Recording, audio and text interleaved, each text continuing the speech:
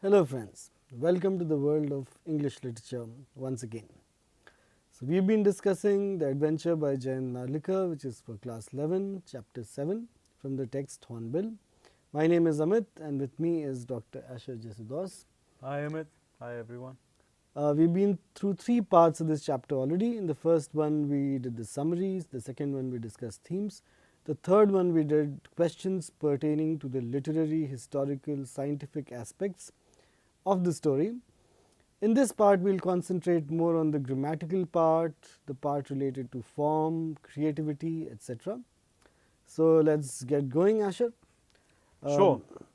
So the first one is we want to talk about language, So while we were discussing things about history, science, reality, identity, quantum theory, catastrophe theory and all of that, one very interesting aspect is the play of language, and the most interesting thing that is prominently displayed over there is the fact that in the alternate reality, um, usually when we see road signs, we see, especially in Maharashtra, if you go to Maharashtra, you will find that road signs are generally in English and in Marathi, right? So those are the two common signs that you'll see, and most of the signs are in Marathi. However, in the alternate reality that Professor Gaitonde lands in, he finds that road signs are in 3 languages: English, Hindustani, which is different from Hindi because it's got a lot of Persian words and influence of Urdu, like what we call Urdu. So it's the Hindi Urdu combination, right? And Marathi. So there are all 3 languages on road signs everywhere they go. So the presence of language, how language is related to power, is also demonstrated because the fact that the British went away and the Peshwas won that war, and yet were let the Mughal emperors be a puppet dynasty. They let these 3 languages thrive at the same time. So tolerance towards languages is greater. So based on those situations, we've got a few questions. Hypothetically, we want to put ourselves into the story and we want to imagine what languages were these conversations taking place in, because Professor Gaitonde talks to the receptionist at times, he's talking to Rajendra at some point, he's talking to Khan Sahib at some point. So what language are these discussions happening in? That's something that is worth thinking about, right? So the first one, Amit, I will ask you the questions and you can tell us, what language you think they're talking in and why, right? So the first one is, in which language do you think Gangadhar Pant and Khan Sahib talked to each other? Which language did Gangadhar Pant use to talk to the English receptionist? Very interesting question. Now, Gangadhar Pant's language is Marathi. He's a professor, so he can also speak English. Khan Sahib is from Peshawar, and they're both from United India, which Gaitonde does not know about. Khan Sahib's language is Urdu. So they are probably speaking to each other in Hindustani, which is mutually intelligible because Marathi people would understand a certain kind of Hindi, which would be Hindustani mixed with Hindi mixed with Persian vocabulary, like you pointed out. Right. And Khan Sahib would also be easily be able to understand Hindustani, which was the lingua franca of most of North India. The second part of your question is, which language did Gangadhar Pant use to talk to the English receptionist? Now, the English receptionist, being British, knows only English, unless she has also learnt a little bit of Hindustani staying in India, which a lot of British people did, by the way. So most probably he is speaking to her, to English receptionist in English, right, but with a probably smattering of a little Hindustani as well. That's interesting that you point out that the receptionist might have learnt Hindi, because we see that the Indian part of the country is more developed than the little region Mumbai that the British have. So the power equations have changed. So the British are no longer colonizers, but they are just at an equal footing, and India seems to be more developed. So the chances are that they probably learnt our language, but still it would be a combination of English, maybe a little bit of Hindustani. And it's interesting that you point out that it will be Hindustani between Khan Sahib and Professor Gaitonde. It reminds me of my childhood days when I grew up in Maharashtra. And it's interesting to point out that even the Hindi they speak there is very different. Little things like when you say "hum ja rahe hain," over there it just they say "hum ja rahe." So it will be interesting, like Right. when you try and put these dialogues into the characters' heads, it makes it so much more imaginative and creative. And if you're that kind of a person, then try and imagine these dialogues in different types of Hindi and languages, right? Hyderabadi Hindi. Hyderabadi Hindi, Aurangabadi Hindi, or with different kinds of inflections that people Mumbaiya used. Hindi, you know. Also, another point that you mentioned is the language of power. It'd be very interesting to know that English is not really that sophisticated a language in terms of its historical growth. The British always try to speak French, which is why English has such a smattering of phrases like reconnaissance or tat-a-tat or rendezvous. All these are French words. So the British were always fascinated by French and Italian literature, even till date. And so British literature of the 19th and 20th century is hugely influenced by French and Italian literature. So it's a matter of wonder how the entire world kind of speaks English, because that is the language of power, because United States is a superpower, and gradually British colonies started speaking English, and so English, though as a language is not very developed, it's becoming like a global language. Right. So it's got to do with power rather than an intrinsic worth of the language itself. Right. Right, and that's an interesting point. And just to add on to that, English is a language that adapts from different languages and adopts from different languages, right? So it's taken so many Indian words despite being a language of power. Imagine how many more Indian words would have been a part of English vocabulary had it not been a language of power, if India had risen in power in comparison to the British. I think a lot of English vocabulary would have been Hindi words. I'll give a couple of very interesting examples. One word is juggernaut, which is directly from Jagannath, because the British could not pronounce Jagannath. So it became juggernaut. So juggernaut is a word which anything that is very heavy, difficult to move, like government files, bureaucracy, any task that is difficult to accomplish is juggernaut. Right. Shampoo comes from champi, Champu. tail malish. Right. So, and then gradually the word changed its meaning to what is now shampoo. Right. Or tank, which comes from Marathi actually, tanka, which is from Sanskrit tanka to tanka in Marathi, to the Portuguese took it back to Europe, to English tank, back to Hindi as tanki. So the ta became a ta through that. Anyway, let's move on. There's also catamaran, which comes from the Tamil word kattamaram. You know, right, very interesting. Mulligatani soup. Right. But anyway, there are so many examples like this. And even newer ones, you know, these are like proper English words now, but even now, the latest word I believe that's been included in the Oxford Dictionary is areva. So they're taking these words and, Yeah. you know, so interesting. But the next one, in which language do you think Bau Sahibanchi Bakhar was written? Marathi. Yeah, it's clearly Marathi. It has to be Marathi because even the title is in Marathi. Yeah. Okay, there is mention of three communities in the story: the Marathas, the Mughals, and the Anglo-Indians. Right. Which language do you think they used within their communities and while speaking to the other groups? Right. So the Marathas would speak within their community in Marathi, but with other groups they would probably use Hindustani or Urdu, depending on where you were. Also English if they were interacting with the English. Okay. The educated ones probably. Mughals used Persian in their court, and it'd be very interesting to learn, Asher, that the lower courts, until even after the British had come, were still using Persian. Okay. And like now the business is conducted in English, but it's heavily Latinized English, which uses a lot of Latin words. And similarly, a lot of Persian words were used in Urdu vocabulary. So the court always keeps its language very difficult and inaccessible to people. It's always been like that. The Anglo-Indians would have spoken within themselves in English, but like I said, they had to learn Hindustani to interact with Indians. So like my work is on John Lang in PhD.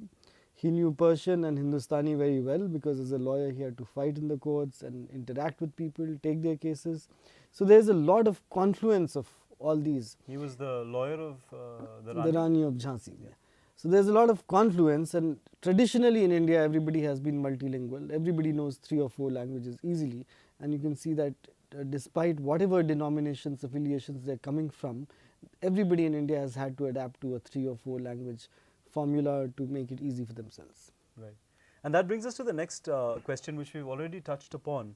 And we've often realized that English is more than a language for a lot of Indians. You know, like if I don't know how to speak Tamil, I don't feel embarrassed about it. Or if I don't know how to speak Hindi or Bengali for that matter, I don't feel embarrassed about it. But English somehow, not in a justified manner, it should not be. But for a lot of people, it becomes a matter of self-esteem, right? So that brings me to the next question. Do you think the people who are ruled, always adapt or adopt the language of the ruler? Is it always like that, and what are the consequences of this? Unfortunately, the answer is yes. And like you rightly pointed out, this is a huge issue in India, that there's a complex about learning English. Like many parents take pride that their children do not know Hindi or whatever native language they speak, that the child goes to elite school and learns only English, and that's a huge problem, because one needs to know one's roots very well, where we are coming from. And this becomes a cause of anxiety later on in one's life. And this is a strength, actually, that each of us in India know at least 3 languages. Absolutely, and as a linguist, I can affirm this, that in Europe and in the West, where people primarily speak only one language, they're really fascinated by countries like India, where everyone, over there it's a matter of accomplishment if someone learns a second language. If someone speaks 3 languages, the person is considered to be a genius, which means every Indian is basically a genius for them, because every Indian speaks at least 3 languages. And still we live in the complex that we don't know English. Right. And we should have the pride that we speak so many languages, and English is just another language. And so coming to this question, the ruled always impose their language, impose their culture.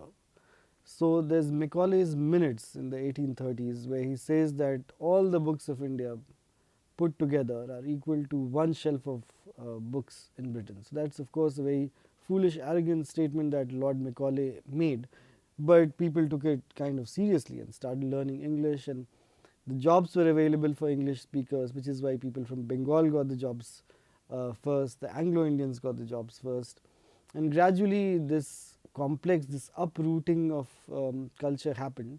And so this complex is a colonial complex which we have been suffering for 200 years. And it's not just about British colonies.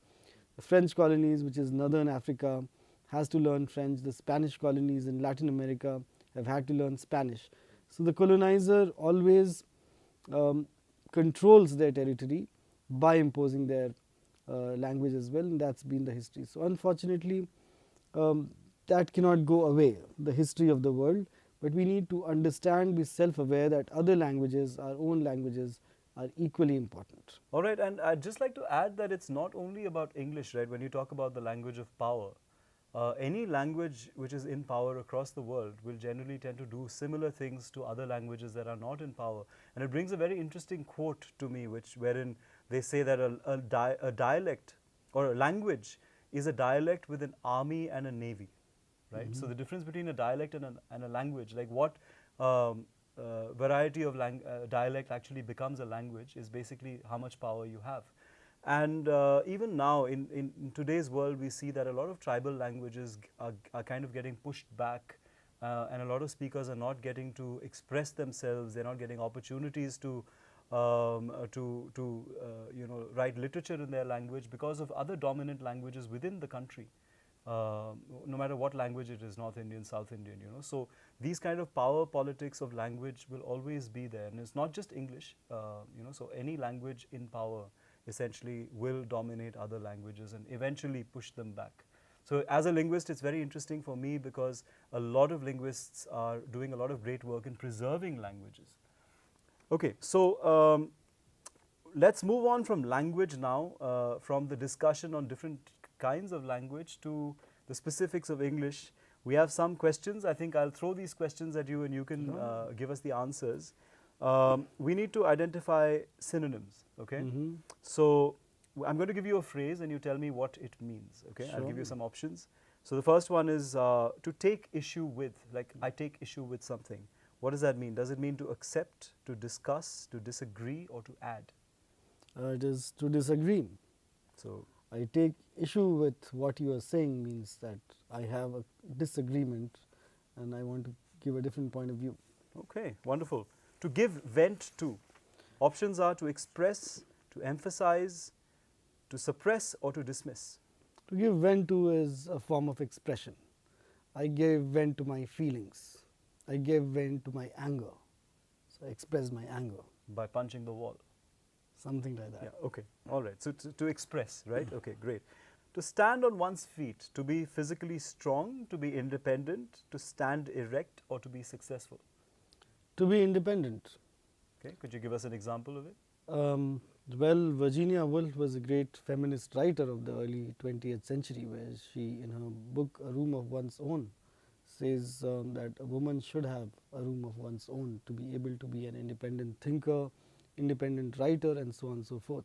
So I must remind you, Asha, that in early part of 20th century, women did not have voting rights in most parts of the world. Right. And we were really fortunate in India to get voting rights for both genders simultaneously at 1947. So we were very blessed. It's been a very long struggle of 200 years for women to be able to stand on their feet through constitutional rights. All right, very good. That's a great example. To be wound up, to become active, to stop operating, to be transformed, or to be destroyed. I think the answer to this is to stop operating. That's close. To be wound up means to be wound up like, let's say, a woolen bowl gone wrong, and then you get wound up. You do not find the edges of it. It kind of reminds me of a clock, though. You know, those earlier times you used to have those clocks and you wind them up. Yeah. And then there's like tension. That tension in the spring keeps the clock going tick, tick, tick, so tick. So you're kind of like, there's a lot of tension inside you and you're kind of wound up. That's the meaning that I get from it. So you stop operating for a little while. Okay. All right. Yeah. Okay. To meet one's match. Okay. To meet a partner who has similar tastes. Mm-hmm. To meet an opponent, to meet someone who is equally able as yourself, or to meet defeat. To meet someone who is equally able as oneself. Okay. Could you use that in a sentence for us? Novak Djokovic found his match in Rafael Nadal in the French Open of 2020. Okay, okay. All right, wonderful. So the next set we have is distinguishing between the following pairs of sentences. The first one, he was visibly moved, as opposed to he was visually impaired. Okay, so visibly versus visually. Okay, so visibly essentially means something that you can see. For example, so if you say, let's just take these examples, he was visibly moved as in touched or disturbed in emotionally, you know. So you could see. So anything that you can see, a change of expression on somebody's face, right, which you visibly can see. Right. Anything that you can see is visible, and that's where visibly comes in. But visually is the ability to see, right? So visually impaired, the person who cannot see itself. So the ability to see is visual, but what you see, the object that you see is visible. So that would be the difference. The next one. Green and black stripes were used alternately. Green stripes could be used, or alternatively black ones. Okay, so alternately would be one after the other, right? So if we had 3 Amit Ranjans and 3 Ashers, and we put Asher, Amit Ranjan, then Asher, then Amit Ranjan. We have Ashers and Amit Ranjans. Let's make it simpler. A zebra crossing is alternate black and white. Yes, so black and white. So black and white are present alternately, right? Yeah. Alternative, on the other hand, is instead of, right? Alternatively, so instead of Amit Ranjan, we could have someone else. Or instead of Asher, we can have, alternatively, we can have XYZ person. So in this example, either green stripes could be used or black ones could be used, not both like zebra crossings. The third one, the team played 2 matches successfully. The team played 2 matches successively. Okay. So successful is when you win, when you're successful at something, when you achieve success. Successive is one after the other. Okay. So you play one match and then you the next day you play another match, and the next day you play another match. So you played 3 days in succession. So that is successive. Successive, right? Okay. And if you won all 3 matches, then you were successful in all 3 matches. I successfully won all the 3 matches. So I successfully won all 3 successive matches. Right. Right. Wonderful. Okay. The next one. The librarian spoke respectfully to the learned scholar. You will find the historian and the scientist in the archaeology and natural science sections of the museum, respectively. Right. So respectfully is when you have a lot of respect, when you have that kind of a, when you see someone senior or someone respected, you give them respect. Right. Okay. Respectively is kind of used like to each his own. For example, if you say Amit and Asher put on their respective mics, which means you put on your mic and I've put on my mic. Okay. So respective to each is his own. Okay. Right. So the next header we have is noticing form. A form is very important. There are 2 parts to any narrative, any story. One is the form and one is the content. Both content and form are interwoven. One does not work without the other. But form means the structure, how this sentence is structured. So you can imagine structures as buildings, as roads, that a city has to be structured in a certain way. But at the same time, it's the people who make the city. And so both are important. So we'll here do one aspect of noticing what kind of sentences have been used, because it's a speculative fiction. There would be a lot of speculation, hypothesizing, wondering what would have happened if that would have happened. And so this story deals with a lot of those. So I'll throw some of these sentences at you, Asher, and you explain what these are about. Okay. So the question in the book is, the story deals with unreal and hypothetical conditions. Some of the sentences used to express this notion are given below. The first one, if I fire a bullet from a gun in a given direction at a given speed, I know where it will be at a later time. Right. So all of these questions, actually, this entire set has to do with conditionals, which is a topic in grammar. Okay. So I think I'll just introduce conditionals a little bit, just talk about conditionals. So conditionals are when you have different conditions, like they're always in the form of if and then statements. So there are different kinds of if and then statements that can arise. So there are 4 types of conditionals. There's the first conditional, second conditional, and third conditional, which have all been mentioned here. But there's also something called a zero conditional. So the zero conditional is something which is essentially a fact which is always true. So let me give you an example of that first, and then I will distinguish that with this, right? Okay. So it could be a statement like, if you boil water, it evaporates, right? So I don't say if you boil water, it will evaporate. Or if you will boil water, it will evaporate. Yeah, so that is grammatically wrong. You know, a lot of people say if you will. That is considered to be an error in standard grammar, because with if you don't add will, right? It's always, the will is always added if necessary, Okay. after the then, right? So if you boil water, so the options are either you say it will evaporate or you say it evaporates. Both are right, but you would choose it evaporates because it's always true. It's a universal truth. It's a universal truth. So that's Right. your zero conditional, which is a fact which never changes, right? As opposed to that, you've got the first conditional, which is explained here. So in this case, if you fire a bullet from a gun with all that extra information, it will fly, or it will be somewhere at a particular time. If you fire, it will be, right? So it's not a universal truth, but you're making a fair prediction, which means that it's a realistic prediction. It's not a universal truth. It's not always true. But it's a realistic situation. So the first conditional is used in a realistic situation, which means that you ask yourself, is it possible for me to fire a gun? Yes. Is it possible for a bullet to fly in a certain direction? Yes. So it's a realistic situation in which you use this kind of a construction where you say, if you fire a bullet, so you use the present tense. Okay? If you fire, you don't say if you fired, you say you fire a bullet from a gun, then I know where it will be. So you don't use would or could, but you use will. You use the future tense, right? So that's your first conditional, right? So if I fire a bullet from a gun in a given direction at a given speed, I know where it will be at a later time. Okay. Yeah. So this involves something which is a fair prediction. It's a fair prediction. The probability of something like this happening is real. There. Is there. Okay. Let's get to the second one. Okay. If I knew the answer, I would solve a great problem. Right. Now, if you notice, he's not saying if I know the answer. Mm-hmm. He's saying if I knew. Now, that's the second conditional coming in, right? Okay. Which basically means that the probability of someone knowing this doesn't exist. It's not very high, which means it's an unrealistic situation. Okay. So, which means that this answer cannot be known. And in this text, they're talking about Professor Gaitonde moving from one reality to another reality. Professor Gaitonde asks Rajendran, "Why did I go?"